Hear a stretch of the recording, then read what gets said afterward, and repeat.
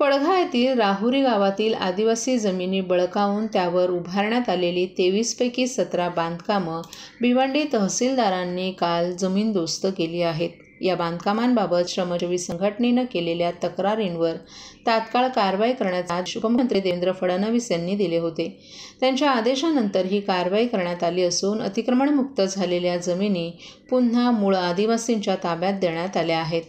ठाणे जिल्ह्यातील भिवंडी तालुक्यातील पडघा भागात राहुरी गाव आहे. या गावातील भूमिहीन आणि शेतमजूर अशा 23 आदिवासींना शासनानं 1978 मध्ये जमिनींचं वाटप केलं होतं. या जागेचं एकूण क्षेत्रफळ 80 एकरच्या आसपास आहे. या जमिनी मुंबई नाशिक महामार्गावरील पडघ्यापासून 3 किलोमीटर अंतरावर असून या जागेमधून कुंभेरी नदी वाहते. आदिवासींच्या अज्ञान गरिबीचा फायदा घेऊन थोडीफार रक्कम देऊन आणि दहशतीच्या मार्गानं भूमाफियांनी या जमिनी बळकावून त्यांची फसवणूक केली होती. या जागेवर शेतघरं, कुक्कुटपालन, शेळीपालन, राईस मिल, निवासी चाळी आणि मत्स्यशेतीसाठी तलावांची बांधणी करण्यात आली होती. याबाबत 17 आदिवासींनी राज्यस्तरीय आदिवासी विकास आढावा समितीचे अध्यक्ष विवेक पंडित यांची प्रत्यक्ष भेट घेऊन त्यांच्यापुढे व्यथा मांडल्या होत्या. त्यानंतर समितीचे अध्यक्ष पंडित यांनी गावांमध्ये भेट देऊन जागेची प्रत्यक्ष पाहणी केली होती. ही बाब त्यांनी निदर्शनास आणून देताच उपमुख्यमंत्री देवेंद्र फडणवीस यांनी या प्रकरणी तातडीनं कारवाई करण्याचे आदेश दिले होते. यानुसार भिवंडी तहसीलदार अभिजित खोले यांनी काल पोलीस बंदोबस्तात येथील 16 बेकायदा बांधकामांवर कारवाई केली. यामध्ये शेतघरे, कुक्कुटपालन, शेळीपालन, राईस मिल, निवासी चाळींचा समावेश असल्याची माहिती श्रमजीवी संघटनेचे सरचिटणीस बाळाराम भोईर यांनी दिली आहे. पडघा येथील राहुरी गावातील आदिवासी जमिनी बळकावून त्यावर बेकायदा बांधकामं करण्यात आलं होतं. ही बेकायदा बांधकामं हटवून 17 आदिवासींना त्यांच्या जमिनींचा ताबा देण्यात आला आहे. उर्वरित 6 आदिवासी जमीन मालकांचा शोध घेऊन त्या जमिनींवरील बांधकामं हटवण्याची कारवाई लवकरच करण्यात येणार आहे. 1978 साली 23 आदिवासी कुटुंबांना, भूमिहीनांना जमिनी या ठिकाणी भिवंडी तालुक्यामध्ये दिल्या गेल्या आणि या जमिनी गेले 46 वर्ष त्यांच्या कब्जे वहिवाटीमध्ये नव्हत्या. इथल्या धनाढ्य लोकांनी आपल्या धनशक्तीच्या आणि दंडशक्तीच्या बळावर या जमिनी हिसकावून घेतल्या होत्या. माननीय उपमुख्यमंत्री देवेंद्र फडणवीस यांनी घेतलेल्या अतिशय कार्यक्षम कारवाईमुळे, निर्णयामुळे आज या ठिकाणी कारवाई होते आहे. 17 कुटुंबांना त्यांच्या जमिनी परत मिळत आहेत आणि आज ती सर्व कुटुंब आनंदी आहेत. हा देशामधला आदिवासींच्या जमिनीवरचा हक्क त्यांना मिळवून देणारी ही सर्वात मोठी कारवाई आहे आणि म्हणून या कारवाईसाठी या ठिकाणचे आदिवासी देवेंद्र फडणवीस यांचे ऋणी आहेत.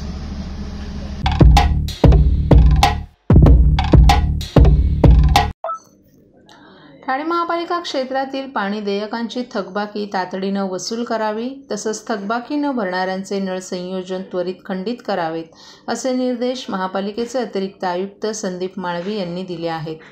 ठाणे महापालिकेला सन 2023-24 या आर्थिक वर्षात एकूण 223 कोटी रुपयांची पाणी देयकं वसूल होणं अपेक्षित आहे. यामध्ये 88 कोटी रुपयांची थकबाकी असून 134 कोटी रुपये चालू वर्षाची पाणी देयकं आहेत.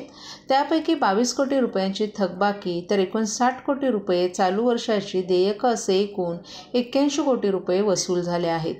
31 मार्चपर्यंत सुमारे 141 कोटी रुपयांची वसुली करण्याचं आव्हान पाणीपुरवठा विभागासमोर आहे. थकबाकी आणि चालू बिलं यांची वसुली तातडीनं करावी, त्यात हयगय करू नये असे निर्देशही अतिरिक्त आयुक्त संदीप माळवी यांनी पाणीपुरवठा विभागाच्या आढावा बैठकीत दिले आहेत.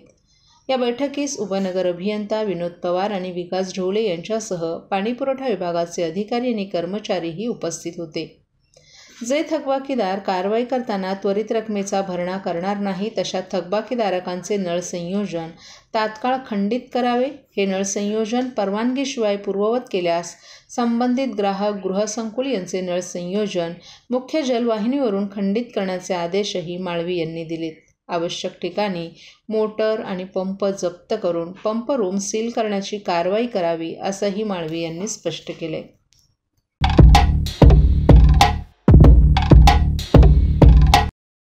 ठाणेकर मालमत्ता करदात्यांसाठी करातील व्याज माफी अभय योजना 31 डिसेंबर 2023 पर्यंत मालमत्ता करावरील 100% व्याज माफ. तसेच 1 जानेवारी ते 15 जानेवारी 2024 या कालावधीमध्ये मालमत्ता करावरील 75% व्याज माफ. त्याचप्रमाणे 16 जानेवारी ते 31 जानेवारी 2024 या कालावधीमध्ये मालमत्ता करावरील 50% व्याज माफ. तरी सदर व्याज माफीच्या अभय योजनेचा ठाणेकर करदात्यांनी लाभ घ्यावा. महानगरपालिकेच्या कोणत्याही संकलन केंद्रावर कर भरण्याची सोय आहे. ATM, डेबिट, क्रेडिट कार्डद्वारे कर भरण्याची सुविधा उपलब्ध करून देण्यात आली आहे. सोमवार ते शनिवार या दरम्यान सकाळी 10:30 ते सायंकाळी 5 वाजेपर्यंत संकलन केंद्राची वेळ असून करदात्यांच्या सोयीसाठी रविवारी संकलन केंद्र सकाळी 10:30 ते दुपारी 1:30 वाजेपर्यंत सुरू ठेवण्यात येत आहे.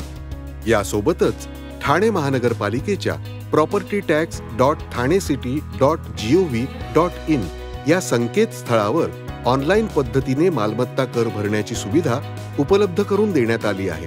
तसेच गुगल पे, फोन पे, पेटीएम आणि भीम ॲपद्वारे आपला कर सुलभतेने जमा करू शकता. ठाणे महापालिका क्षेत्रातील सर्व करदात्यांना विनंती आहे की आपण या व्याजमाफी अभय योजनेचा जरूर लाभ घ्या आणि आपला मालमत्ता कर लवकरात लवकर महापालिकेमध्ये जमा करून महापालिकेस सहकार्य करा. धन्यवाद.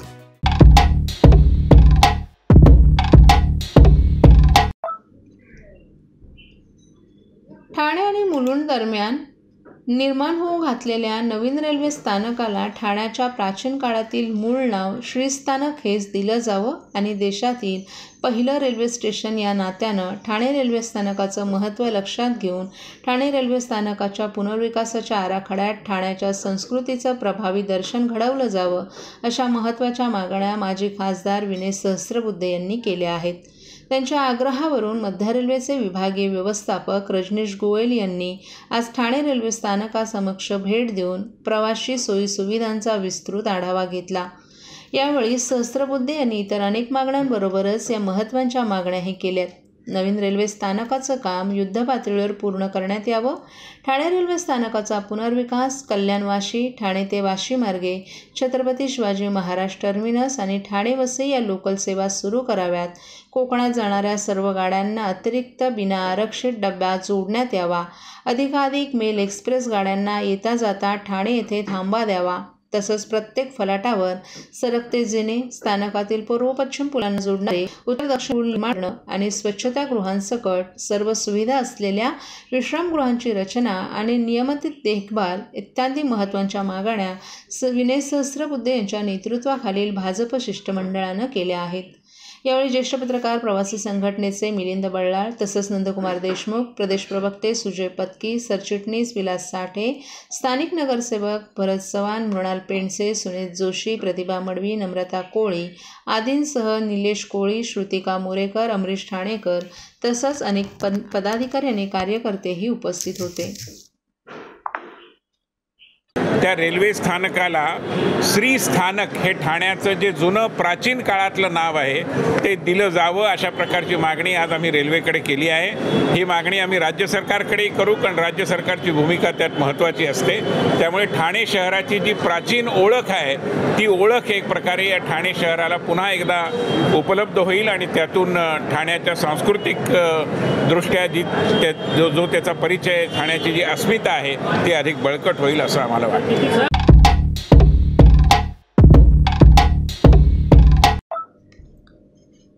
ठाणे गुन्हे शाखा युनिट 5च्या पथकानं 60 किलोचा गांजा आणि हॅश ऑइलसह अटक केलेल्या आरोपी ऋषभ भालेराव याच्या अधिक चौकशीत मिळालेल्या माहितीच्या आधारावर सखोल तपास करून हॅश ऑइल या अंमली पदार्थासह अभिजित अविनाश भोईर वय वर्ष 29, पराग नारायण रेवणकर वय वर्ष 31, मामा उर्फ सुरेंद्र बाबुराव अहिरे वय वर्ष 54 आणि राजू हरिभाऊ जाधव वय वर्ष 40 या 4 जणांना अटक केली आहे.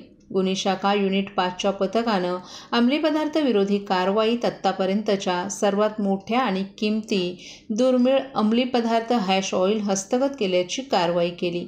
हस्तगत केलेल्या हॅश ऑइलची बाजारात 1,83,43,980 रुपये किंमत असल्याची माहिती गुन्हे शाखेचे पोलीस उपायुक्त शिवराज पाटील यांनी दिली आहे. अंमली पदार्थांच्या तस्करांवर कडक कारवाईच्या आयुक्तांच्या निर्देशांची अंमलबजावणी करत गुन्हे शाखा युनिट 5च्या पथकानं गोपनीय माहितीच्या आधारे ठाण्याच्या वागळे इस्टेट इंदिरानगर परिसरात गांजा विक्रीसाठी आलेल्या आरोपी ऋषभ भालेराव याला अटक करून विक्रीसाठी आणलेला आणि घरातून 60 किलो 500 ग्रॅम वजनाचा 31,02,200 रुपये किमतीचा गांजा, 290 ग्रॅम चरस, 19 छोट्या चरस हॅश ऑइल असा मुद्देमाल पोलीस पथकानं हस्तगत केला. आरोपी भालेराव यालाही अटक केली. या प्रकरणात हॅश ऑइलची विक्री ही इंस्टाग्रामवर होत असल्याचं समोर आलं. आरोपी भालेराव यानं चौकशीत दिलेल्या माहितीचा धागादौरा घेऊन वरिष्ठ पोलीस निरीक्षक विकास घोडके यांच्या मार्गदर्शनाखाली पोलीस पथक, सहाय्यक पोलीस निरीक्षक भूषण शिंदे, पल्लवी ढगे, अविनाश महाजन, पोलीस उपनिरीक्षक सुनील अहिरे, पोलीस हवालदार सुनील रावते, शशिकांत नागपुरे, सुनील निकम, संदीप शिंदे, काटकर आदी पथकानं आरोपी अभिजित अविनाश भोईर राहणार आनंदनगर खर्डी शहापूर, आरोपी पराग रेवंडकर राहणार नवापाडा डोंबिवली यांना 20 फेब्रुवारी रोजी अटक करून त्यांच्याकडून 46 लाख रुपयांचा मुद्देमाल हस्तगत केला. हे दोघे ऋषभ संजय भालेराव याला माल पुरवत होते. तर या आरोपींच्या चौकशीअंती त्यांनी दिलेल्या माहितीवरून पोलिसांनी आरोपी मामा उर्फ सुरेंद्र बाबूराव अहिरे आणि राजू हरिभाऊ जाधव राहणार दोघेही मनमाड, तालुका नांदगाव, जिल्हा नाशिक यांना 23 फेब्रुवारी रोजी अटक करून आरोपी मामा उर्फ सुरेंद्र यांच्याकडून 12,70,700 रुपये किमतीचे 127 ग्रॅम हॅश ऑइल हस्तगत केले. तर आरोपी राजू जाधव याच्याकडून 1,38,00,000 रुपये किमतीचे 1 किलो 380 ग्रॅम हॅश ऑइल हस्तगत केले. या संपूर्ण अटक 4 आरोपींकडून 1 किलो 507 ग्रॅम हॅश ऑइल हस्तगत करण्यास पोलीस पथकाला यश मिळालं.